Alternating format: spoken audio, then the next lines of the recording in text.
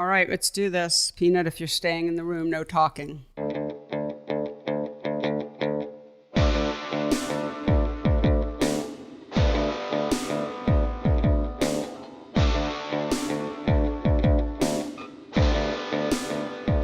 Hello and welcome to the PhotoWork podcast, a talky and touchy-feely version of my book, PhotoWork, 40 Photographers on Process and Practice.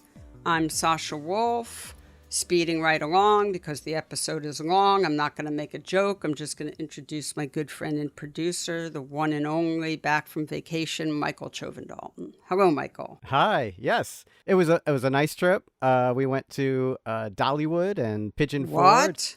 Yes. Wait. I knew you were in Tennessee, but you went to Dollywood? Yeah, went to Dollywood, and we had to slightly alter our plans because, as everybody knows, things aren't as good as we were hoping they would be. Oh, Delta. So Delta is yeah. We spent a lot more time outdoors, but it was still a lot of fun. Yeah, well, you didn't go place. to be indoors, but I No. guess yeah. So how was Dollywood a blast? It was. We spent most of the time in the amusement park because it was outdoors, but they have some Dolly Parton memorabilia and things to see in the amusement park as well. Okay. That's awesome. And lots of music playing. Yes. That is so great. All right. Next episode, more about Dollywood. All right. Well, let's get right into it. Before we get started, I'm going to do something I don't think I've ever done, which is just give a plug to an organization. Selma Fernandez Richter, the founder of La Luz Workshops, is doing some amazing work. Selma lives in the United States, so I guess goes back and forth between where she's from, Mexico. I think she's from Oaxaca, and the United States. And she's doing workshops between both countries. I'm doing an online lecture series with her. It's going to be 7 Thursdays starting in late October with amazing people from Brian Skipma, Julian Lau, Phil Toldano, Just Dugan, Susan Meiselas, etc. Wow. It's going to be very participatory, so a lot of time built in for sort of discussion with participants, people who sign up. So please check that out. My compensation, I just want to say, is not tied to attendance, but I really, obviously, the organization's is. And so I really want to show love for this organization, and I want it to soar. I really believe in what they're doing. So check out La Luz Workshops. Yeah. And yes, thank you for putting up with that. And let's get into today's great episode. It was a wonderful conversation that I had with a longtime educator and wonderful photographer, Tim Davis, who has a new book out with Aperture called I'm Looking Through You, and it's photographs of LA. Yeah, you have a very entertaining conversation about LA. Yes, we do get it. We actually do get quite in the weeds on LA. LA is such a character, and I used to spend a ton of time there in my former life. So we do talk about LA a lot. But wonderful nuggets from Tim about switching from using large format to a digital camera, from shooting 4, 5, 8, 10 film to being more run and gun. And he's really, because he's a teacher, he's so wonderful at sort of explaining all his thinking on that, how it affected him. And yeah, I thought that was really fun. I love the way he talks about making photographs, approaching people, approaching how to make a photograph. It's a really fantastic conversation. He refers to, making photographs as kind of foraging, and he also refers to, wanting to change what he does as being kind of like a cheetah being released into the wild. Yeah, it's such a good conversation about his process of making photos. Yeah. Yes, absolutely. Well, I really recommend this book, too. The object itself is not very large, and it's quite robust, just easy to tuck in your backpack. But there's actually over 150 pictures in it, so it really has a lot to offer, and I just really loved it. Anyway, All right, well, let's get to it. It's a longish episode, so Michael, if you don't mind, please take it away. My pleasure, and here is your conversation with Tim Davis.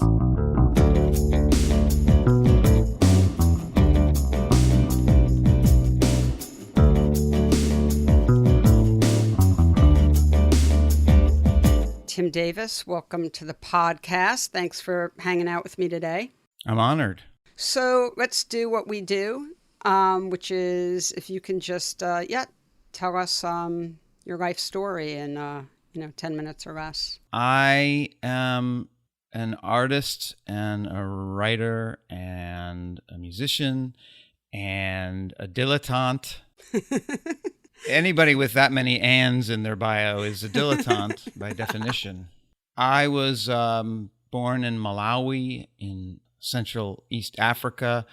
I grew up as a little kid in Saratoga Springs, New York. My father is a musician and he was a photographer as well, and had a little dark room off of our kitchen.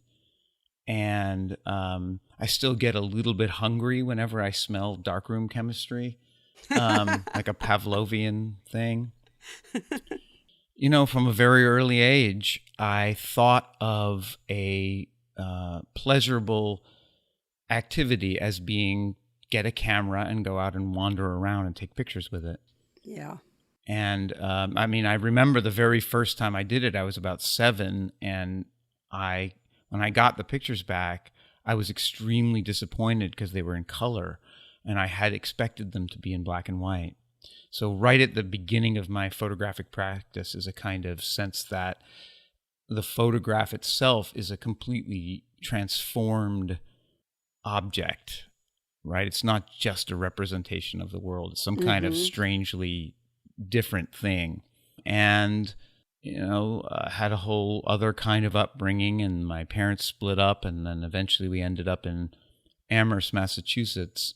And in 10th grade or whatever you do it, I walked into the guidance counselor's office, and his name was Buzz Bray, and he was also the hockey coach of the Amherst Regional High School. And he had this weird computer. It must have been some kind of very primitive machine, and you put in your interests and it would tell you what colleges you could go to.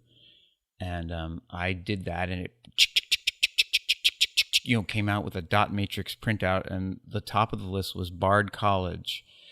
And coincidentally, my mom was a librarian at Hampshire College, and every year, and my stepfather was a professor there, so they had a list of colleges that were free for the children of faculty and staff, and Bard was on that list. So nice. I applied to Bard, and I went to Bard. I studied with Stephen Shore, and right away I knew. It was just unbelievably easy for me. It was never a struggle. It was never something that felt like work. Photography always was a thing that felt like a recreational activity. And I knew right away that everything else I was doing, including poetry, which I had studied as well, was a struggle, and it was difficult.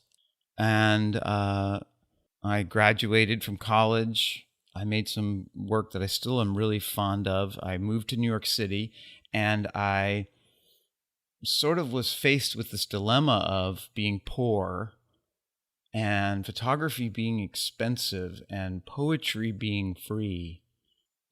All you needed was pencils, and you could steal those from the bank or the like miniature golf course or whatever when you got out of the city. Those were little pencils, but yeah.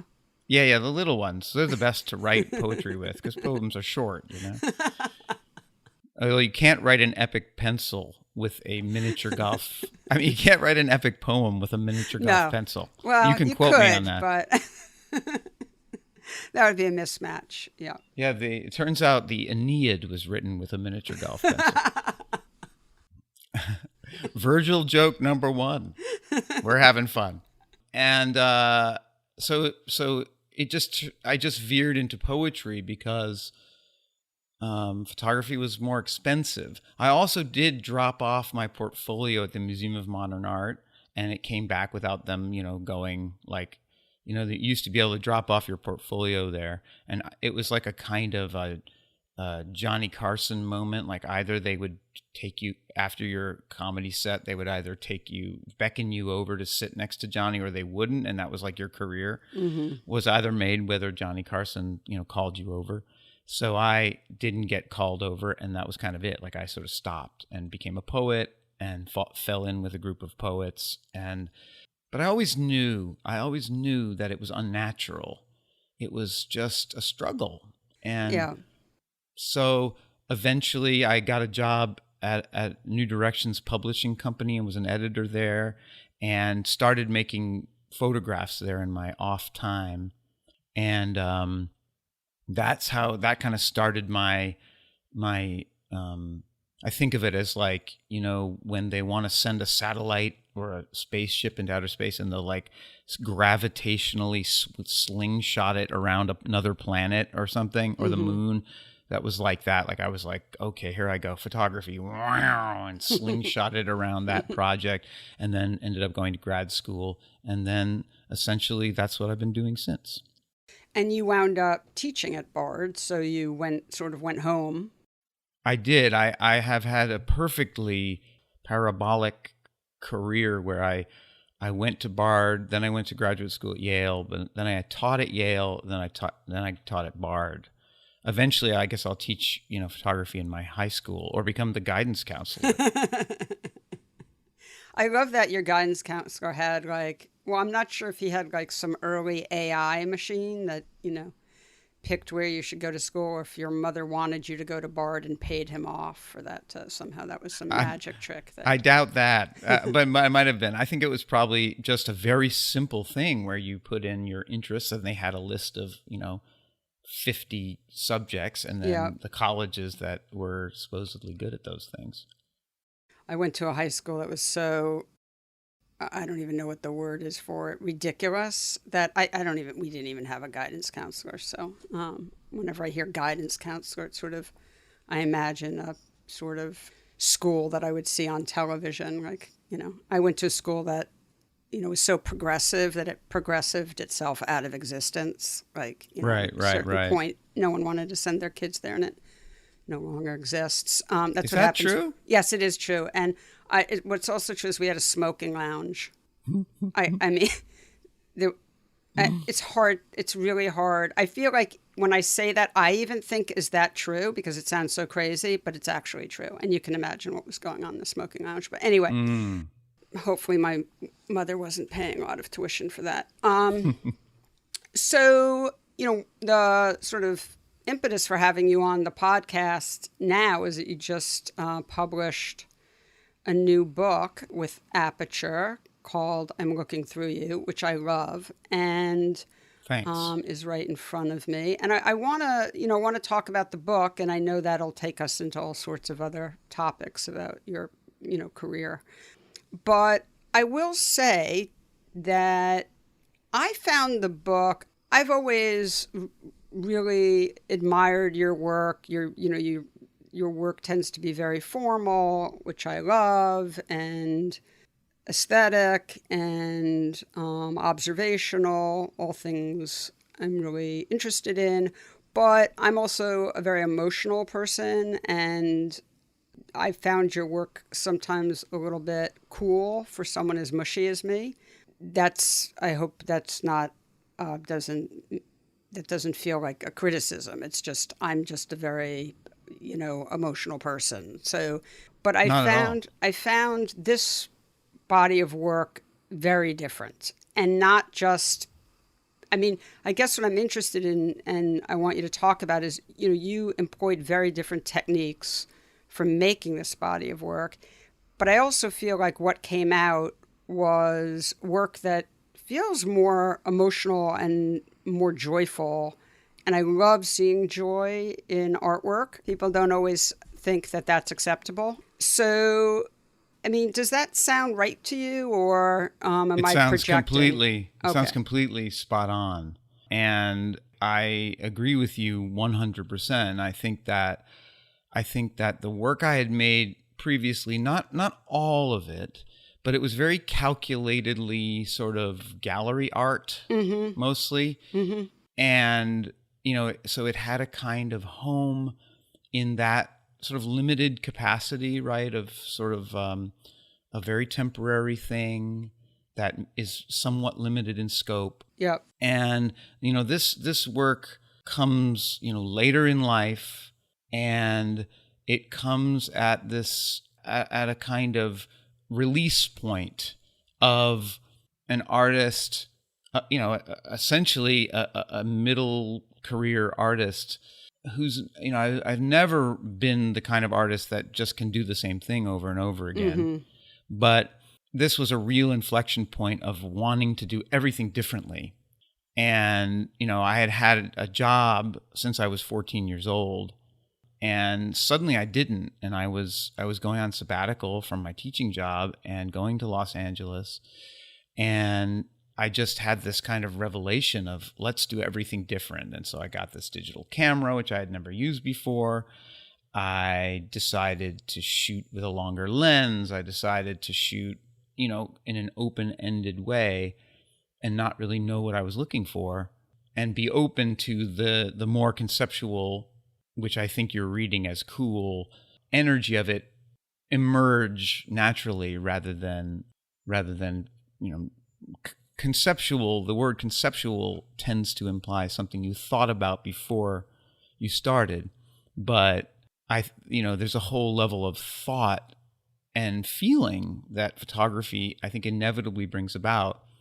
And it was just something that I was like a cheetah raised in captivity, released back into the wild. You see those videos where they like release the thing and it's just so happy and bouncing up and down. You always cry at that point. You cry, and that's how I felt. Yeah. And I mean, I've been, and in my teaching, it's interesting that you bring up emotion, because the writing in the book, which I'm equally as proud of as the thank you, as the photographs, is a thing that I've also been pushing more and more toward emotion. Mm-hmm.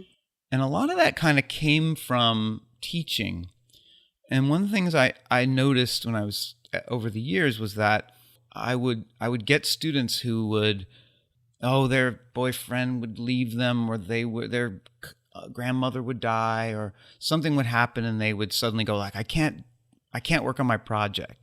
And I started to say, well, don't worry about that, but keep photographing. All I want you to do is just go out, and whenever you see anything that brings you a feeling, an analogous feeling toward what's in your inner life, take a picture of that. Mm-hmm. And I kind of developed it into this idea I call photosensitivity. The idea that photography is a kind of spiritual practice. Now, I'm using that word as like a person that's just never connected to any kind of spiritual idea. In fact, I'm hostile to most of them. I'm not only an atheist, I'm like an anti-theist. Mm-hmm. But I think photography is a kind of reverential practice devoted toward the world around us. And I've noticed that when the students would go off and do this, they would feel better. Mm-hmm. They would feel connected to something, as opposed to not, feeling connected. And I don't know that I consciously thought about that when I was making this work, but it's pretty obvious to me that when you look at a work of art, you describe my work as being formal and sort of crafted, that there's form.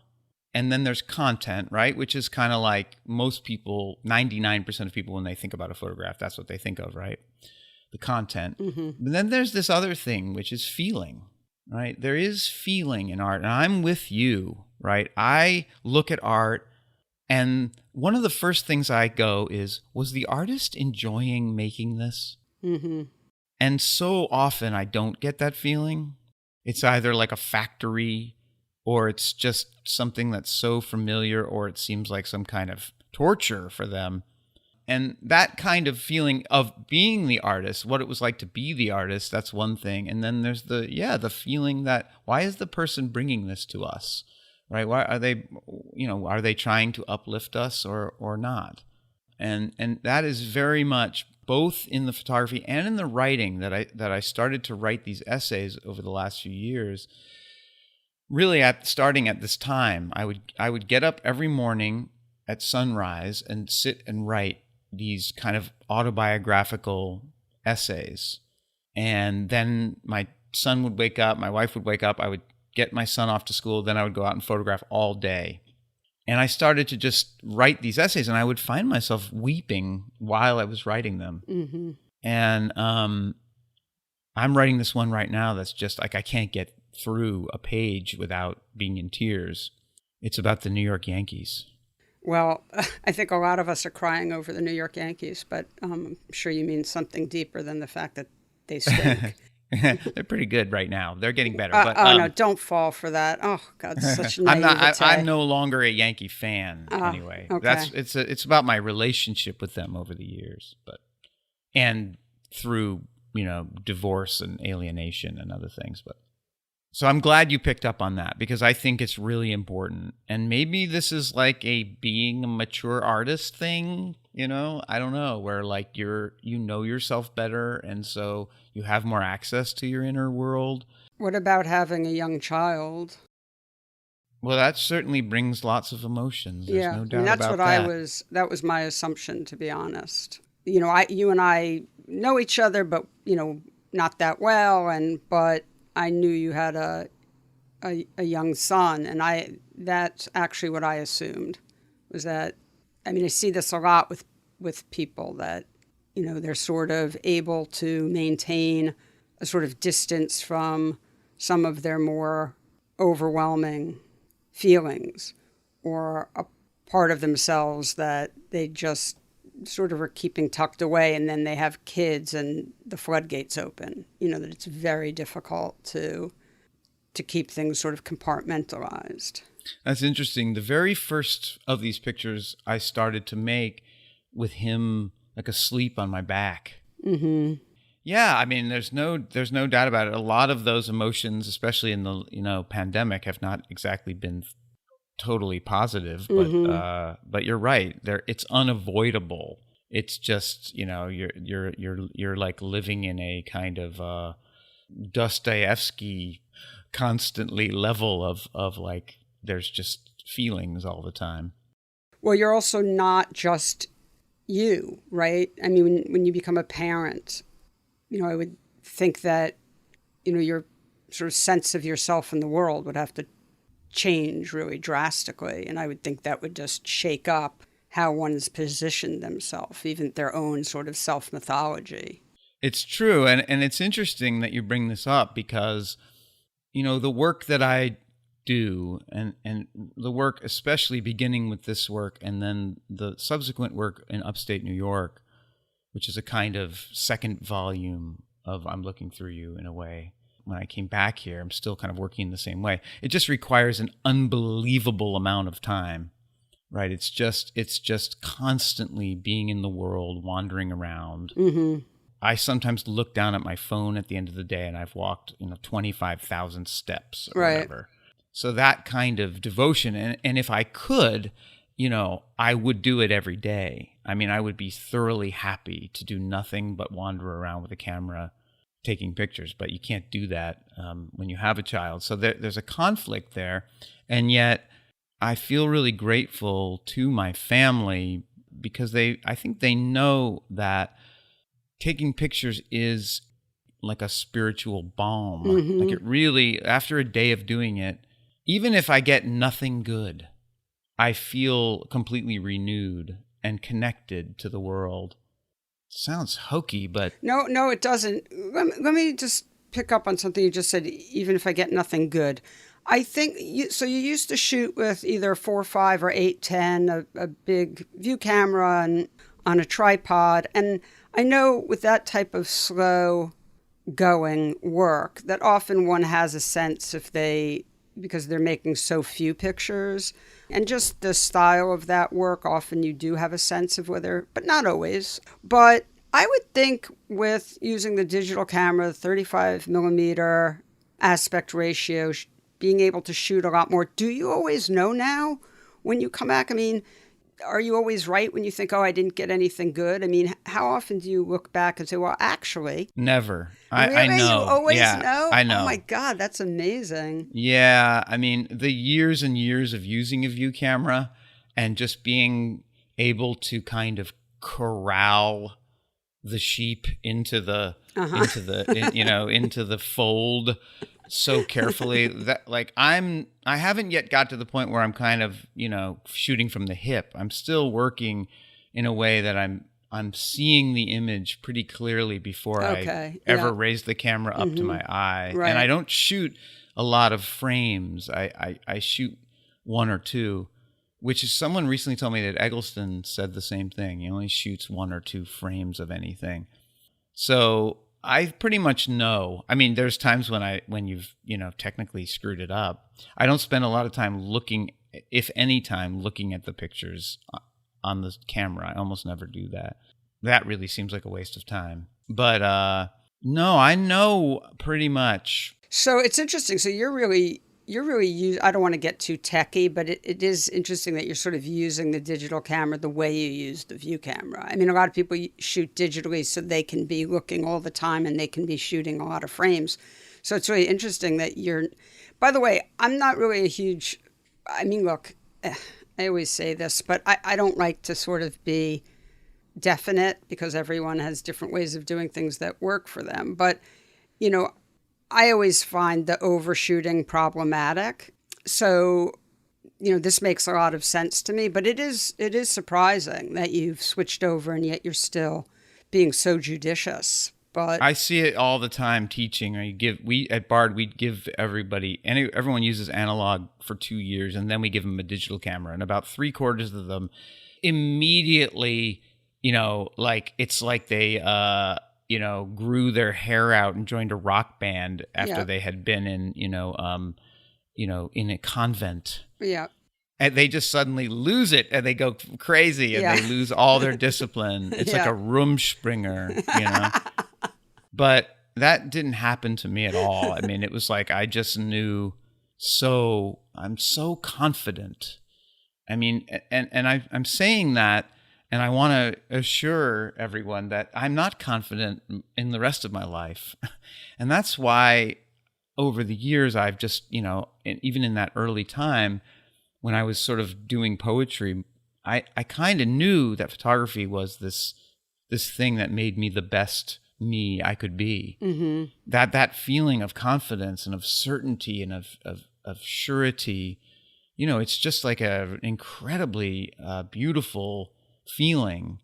I don't want to discount the idea that it's like a kind of colonialist, whatever, masculine feeling too, maybe. But I just know that as a human being, the feeling that, I don't know. That you're doing what you meant to be doing. I mean, I think you've said it earlier when you said how when you were writing poetry, it didn't feel right. I mean, the struggle. Look, I've heard writers talk about how long they can work on one sentence. And so that's obviously a struggle. But what you're talking about is, inside of you when something feels like the thing you're meant to be doing. I mean, look, not everyone has that, but I've certainly experienced that in my life as well, when I feel like I'm trying to get a shoe on my foot that's not the right size.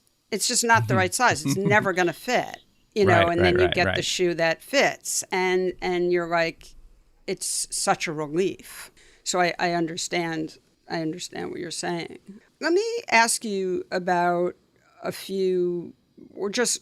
one thing you talk about a lot when you talk about your work is the interplay between sincerity and irony.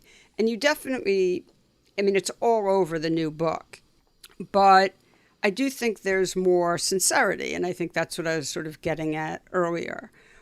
I was just thinking as you were talking about being confident that one of the things that I think really comes through in this book is confidence. I mean, first of all, the book itself is not that big a physical object, but there's over 150 photographs in it. So that's pretty amazing, pretty unusual.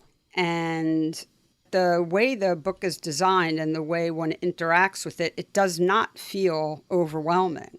It feels right. I mean, at first I didn't even realize it. I was just having so much fun with the book. And then at a certain point, I was like, wow, there are a lot of photographs in here. But the way you interact with the book and the way the pictures interact with each other, it's it's like an incredibly jaunty song. It just is really moves along. And there's different, there are bridges and there are, there's, I don't want to get too into musical jargon, but, there's a lot of really great pacing.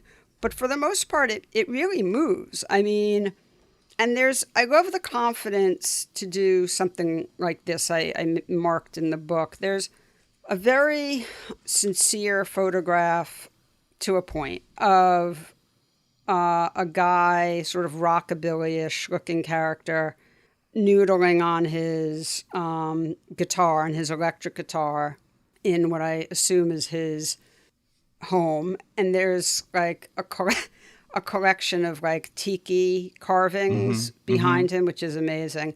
But the look on his face is really quite moving. And you play music, and we'll talk about that. And I play the guitar not very well, but it's a big part of my life. And so I know that moment of sort of having your eyes closed and just going into that state when you're playing. And so I really find that picture ultimately quite sincere and moving. And then you flip the page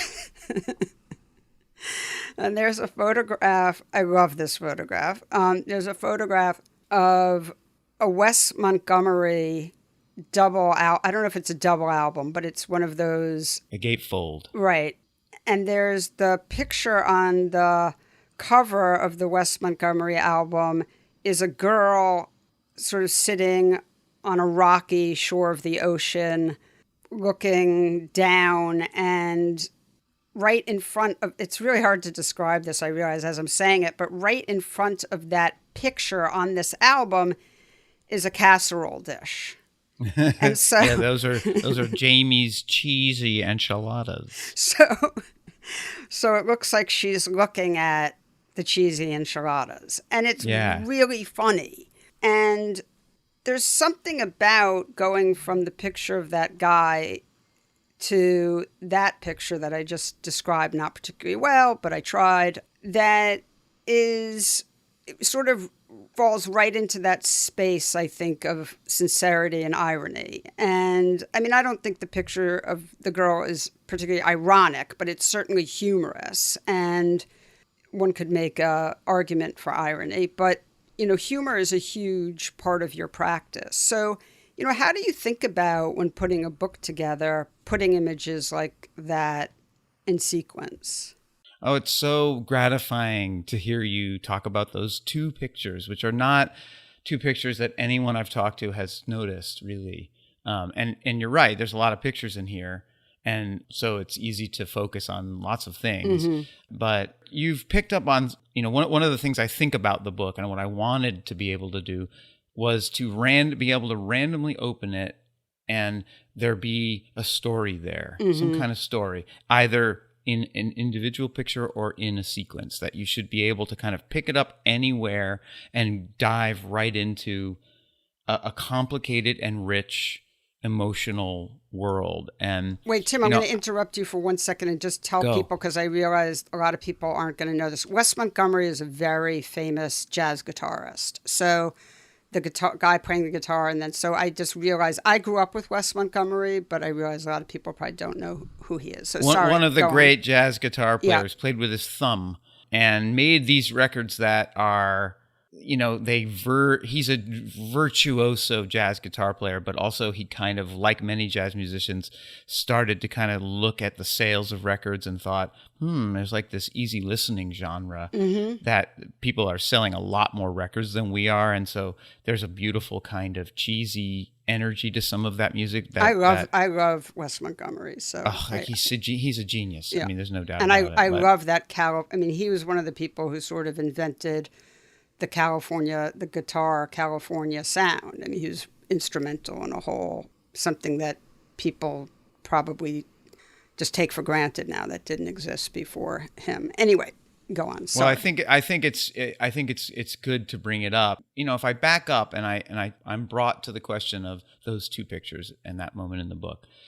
I've been doing this thing where I open up the book randomly and just generate essentially like an instant lecture about it. So this is something that I'm getting good at. But that picture of that guy, he's got this pompadour, that was about 8:00 in the morning, and I was out photographing, and this guy came out of his building and just said, "Hey, do you want to come take my picture? I have a tiki bar in my apartment."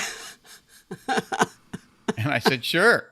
And this is just like oh my God, an that's LA hilarious. thing. Everyone's an exhibitionist. Yeah. Everybody. I write in the book that when you ask someone to take their picture, in the rest of the world, the rate of acceptance is like about, I'd say, 35%. Right. And in LA, it's 75%. Like, people are just like, they just want to have their pictures taken. That's why they're in LA. Yeah. That's why they're there. And it's magic. I mean, it's totally wonderful. So I go up there, and it's like a studio apartment, a one-room apartment, essentially. And he's got this crazy tiki bar, and he's got rats, which I couldn't get into the picture. That was one of those great photography moments of the exposition of the picture, right? Like, you want the rats in there, but is there a good picture where the rats are? No, I couldn't get the rats in it and still have it be a good picture. A classic example of, like, to me, how to get the rats in there.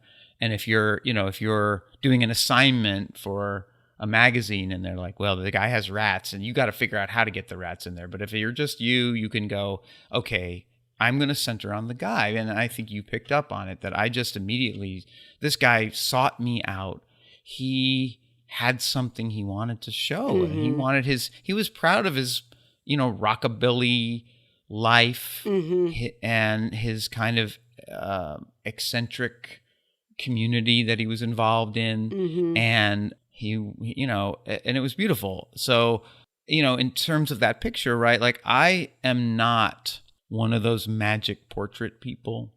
This is, again, like, if from teaching, like, you just get the people that right away, when they point the camera at somebody, they get something, like some emotion that I often describe as like something that the sitter doesn't even know about themselves, like something deep. I am not necessarily like that. I am much more inclined to, like, be interested in form and color and energy and emotion and then emotion in the person. And so I've learned some strategies. Like, that isn't a thing that I'm naturally gifted at, but I've learned strategies, and those include waiting, right? Just waiting. That once the person has agreed to be in the picture, they're not going to sort of walk away. And after a while, they're going to kind of forget about you. And most of these pictures, in fact, I'm not sure if there's a single picture in the book of someone looking into the camera, except for a dog. And that's partly like I don't know exactly why, but I feel like that's just something that maybe I'm like slightly on a spectrum of something, and I'm not like totally capable of registering that. I mean, I've done it, but it isn't a thing I do naturally. I tend to wait till they go into their own heads, into their own worlds. And then, the next picture is one of the very few pictures in the book that, comes directly out of my own life. Like, almost all of them are photo expedition pictures, but there's a couple of pictures, and that comes from, I have this group of friends who are record collectors and super avid music history nerds, and they all used to live here in this little town of Tivoli. And then this guy, Ian Davis, moved to LA. He's a painter, a really wonderful painter. We kind of reconfigured the record club out there. And part of my practice, of being in the world, right? So I feel really devoted personally.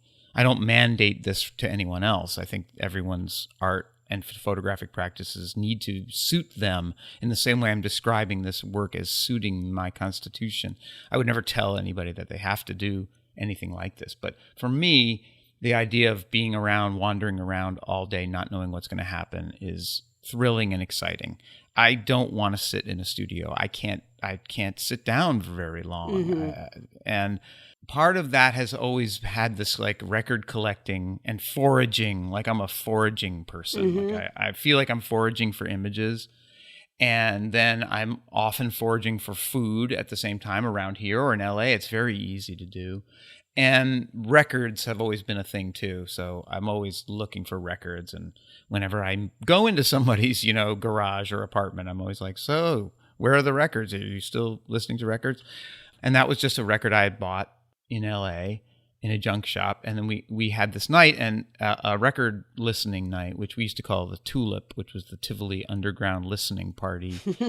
And, someone had taken that record and put it there on the table. We had dinner, and Jamie, who's a photographer, Jamie Davis, Ian's wife, had made these, what she calls her cheesy enchiladas. And it just was so that record, which you're right, and it's called California Dreamin'. Yep.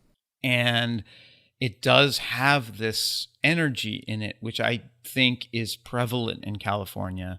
And it's in the music, right? It's in the music, and it's in the people, and it's very much in the air, which is a kind of easygoing, unobtrusive, gentle kind of way of being. And it's just a thing that I long for in my life. And I too am an East Coast Jew with abrasive family members who want, who thinks of argument as a kind of recreational sport, And I don't know, it's like you get to California and you just feel this different feeling. And as I write in the book, right, this isn't discounting the unbelievable horrors of the place, like of just, terrible fires, and there's no one should be living there. It's an environmental disaster, homelessness, inequality, racial injustice, body image problems. Like the place is a disaster. And every way. And yet people seem kind of happy. And it's like, it's 70 degrees and there's no humidity. And there's a kind of pleasure, a kind of Epicurean quality of life that people you get to wear flip-flops to a formal meeting. You're generally just does something to you. And I know I'm like, I like when I think about Los Angeles, like I think the first time I really learned anything about it was Annie Hall, right? And it's just portrayed as the shallowest place, right? But one of the points of this whole book for me is that shallowness is a thing that the camera is connected to. The camera cannot see anything except the surface of things. And everything we put into that surface, including our dreams and aspirations and our aesthetic aspirations, those are all things that the camera loves and the camera feels really connected to. So I don't know. I mean, I love it there. Everybody, I just gave a book party there at Hauser and Wirth at the art book store there, and people just came up to me afterward and they just said, it's so good to hear someone talk about LA this way. Because, everyone there is complaining about it too. And yes, I'm an outsider. I wasn't born there. I wasn't raised there. I'm not some kind of documentary insider. But that doesn't mean, Robert Frank wasn't an American. Not to compare myself, but no, I know exactly what you're saying. Look, I've spent a lot of time in LA, so I'm chuckling to myself because I understand everything you're saying. I mean, LA is I don't want to take this too far down the what is LA path, but I mean, it is, why should it be any different than the way we feel about our beloved New York? We love it and we hate it. I mean, I'm a third generation New York Cityer, and so I couldn't feel more strongly about New York City. I couldn't feel more possessive and defensive of it when someone else insults it.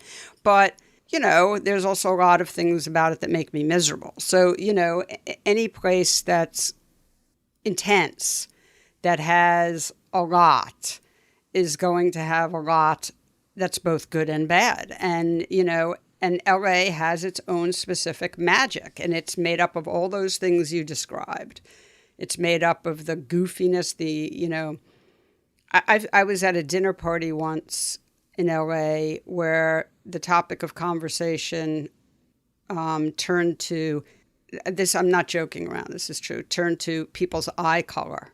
And my friend, who I was staying with at the time out there, said, we have to change the topic of conversation, or I'm quite sure Sasha's going to get up and leave the table. and which was true. So, this is a place where people consider that, okay, now I'm just being mean towards LA, but it can live in that very shallow space. And of course, there are incredibly interesting people out there and incredible artists, as incredible art scene, and it's developed more and more. But there is something about the air and the light and the just climate in general that is so powerful and does cast a spell. And look, that's why that is California dreaming, and that's why it lures so many people there and casts a spell on people like you. So I think it's totally understandable. I hate to admit this, and I shouldn't admit this on air, but I lived in New York for 18 years. I never liked it.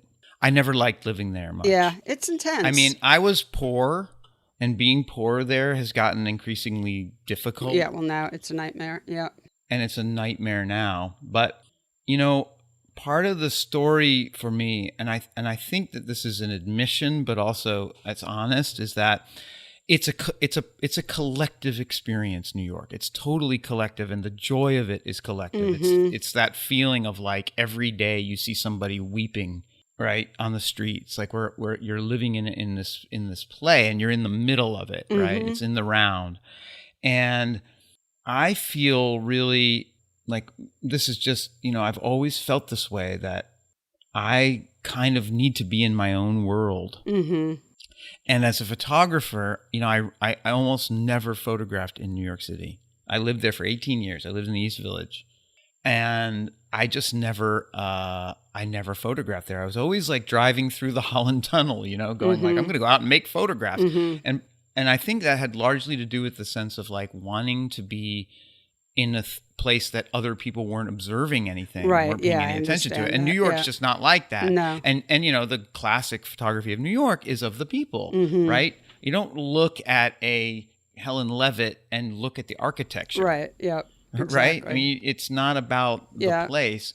Or Gary Winogrand, or Exactly. Ray Friedland, or Joel Meyerowitz, et cetera, et cetera, et cetera. Yeah. Or Dan Arbus, Yeah, right? I mean, yeah. it's about the people, and it's all, that sense of LA, right? For me, like I was walking around on the streets. I just decided to walk. And part of that was, again, just purely instrumental. Like you hit a certain age, you got to exercise every day, Mm-hmm. and you walk. I was Mm-hmm. like, photography is a thing that you can do and get exercise at the same time. Mm-hmm. Just That's very compartmentalizing, and it's great for that. You can tell in my evangelical spiel in favor of photography, I'm very positive about it. That's one of the things I love about it. But part of being on the street in LA was this weird sense of like, does anyone own this, or am I just walking into a set? And part of that was like, yeah, it's not a place that the streets, although they're beautiful, the sidewalks are wide, and it's like a great place to walk. And I talk about in the book it being like a series of villages, right? It Mm-hmm. actually is a series of villages it is, yeah. that are just connected, and now they're connected by these unbelievably like Dante-like kind of infernos of homelessness under the underpasses and stuff. But once you go through there, you're back in some kind of village. So I guess I just felt that too. Like I had that special feeling of like being an anthropologist on Mars kind of feeling of like, oh wow, there's like nobody's out here. Everyone's taking pictures, but they're taking pictures of themselves. So let me ask you because we're sort of running out of time, and I think it's important because you mentioned it in our conversation today, and you've talked many, many times over the years, both in interviews that you've given and brought it up in your own writing about photography, about this idea that the camera is only interested in surface. That's all it can do. And, the artist, the user of the camera has to bring everything else. So how does that work with someone who considers themselves a documentary photographer, who's out meeting the world as it is? Are those two things at odds, or is there a way they can coexist? I don't see them as being at odds. And that's partly because the distinction of what is a documentary photographer is not a thing that I think we're doing right normally. Like, I kind of think that every photograph is a document. I think you're talking about maybe more journalistic photography that's more devoted to the idea that it's telling the truth. Yeah. I mean, I'm even thinking about the FSA group, like Walker Evans and Dorothea Lange. And well, I feel like that work is perfect for where I was going to go with this. Because, I just don't think that the question of whether a photograph is telling the truth is an interesting question. Or it's just not a question that I think is worth spending a lot of time chewing on. Because, first of all, I don't think there's any way to really know. And I just don't think that idea of the truth exists, right? We all know that every truth that a camera makes is from one vantage point in 125th of a second in one moment. And everything that a photograph can do and can offer us is in that transaction, right? What does this person have to say about what they're seeing? That's what matters. I just feel like we're living in this world where everything we thought was real, like there's going to be a podcast about it next week that's going to tell us that it wasn't real. The idea of the truth is totally fungible. And I'm saying that not wanting to bow to President 45 and his monstrous assault on the idea of the truth. I feel like instead of shutting down the truth, what I'm doing is my sense of photography is that it opens up the idea of it. In the same way that when you're reading a great story, you can care what the label on the back of the book tells you, whether it's literature or whether it's journalism. Like that can matter to you. But what's really happening is the feeling you're getting when you're into that story. And so, I personally don't claim that any of these pictures are the truth. But I think that they have a really deep connection to the real world. Like, I think they're very devoted to that idea in the same way that, your partner, let's say you're kind of like lying in bed with your partner, and that partner could tell you about something that had happened to them that day. Or they could tell you about a dream that they had had that night. Those are two different things. And yet you still get a strong sense of your feelings for that person routed through that story. And that's where, I'm so happy that you kind of picked up on the book as a very full, but also kind of like modest, right? It has 150 some odd pictures in it, but it's small in scale. Like, I didn't want to have this be some kind of coffee table book. Right. Like, I like the idea that you could stick it in your pocket and take it with you. Yeah, that's obvious. And like, it looks like a Bible to me. Yep. And I'm trying to get Aperture to get it in every hotel room in America. But apparently that may not happen. So I'm squirreling out of this question a little bit. No. But I do think that like, what do we know when people look into the FSA photographers? Well, they're manipulating things. You know what I mean? Yeah. They're like putting the hat over there. And anyone that says they haven't done that is lying. And who cares then? The idea is, what do you have to tell me? And that's just the thing that we ask of artists. I do that. I walk in, I go, what is this person trying to tell me? And how are they trying to reach me? And if they're not trying to reach me, if they're just going like, which a lot of art I think is, or if they're just going like, here's art and I'm just going to make more art. I'm bored immediately by that. So I know that like the thrill of wrangling things in the outer world, kind of being out in the world. I was raised in a place where my parents weren't watching me. I just was from a very young age wandering around, sometimes with a camera, but often just with friends wandering around, picking up junk in a street and, playing in a vacant lot and having the whole run of the town. So maybe this is purely constitutional that I feel happy being out in the world. And I think part of it is feeling not that comfortable with just being alone. Yeah. So the idea that there's a kind of theater to this, that I'm out there having to kind of wrangle things. Now, that doesn't mean there is a lot of manipulation in these pictures. There's actually hardly any. But certainly there's, hey, can I take your picture? And hold on, don't move. Right. Or could you mind standing over here? But mostly there's what I call praying to the photography gods, which is just walking around all day, getting nothing. The photography gods are cruel, and they demand our time. You have to sacrifice lots of time for there to be a good one. If it wasn't your world, if this wasn't your LA, your name wouldn't be on the book. Exactly. It's your world that you want us to see. So, when I was a poet, I was mentored by this poet named Larry Fagan, who was a kind of second-generation New York School poet. An irascible and unusual man who died a couple of years ago. Wonderful, brilliant, funny, affable. He used to put out a magazine called Adventures in Poetry. And every year he put out an issue without any names of any of the poets on the poems. And it was extremely difficult to tell whose they were. Mm-hmm. And you can go on Instagram and click on a place and look at, whatever the top things of that place are. And they're always going to be like a really sexy girl standing in front of whatever it is. But that's not why we don't come to art to look at things anonymously. We want to know about the author, even if the author is remote and cool or is pounding out torturously one line. Like my favorite poet is Emily Dickinson. Mm-hmm. And, there's someone who clearly loved torturing herself to pound out one strange, obtuse, bizarre line after another. But she loved that, right? And that feeling of devotion is a thing that's really present in art. I think that's valuable, whether or not the person is telling some kind of objective truth or not.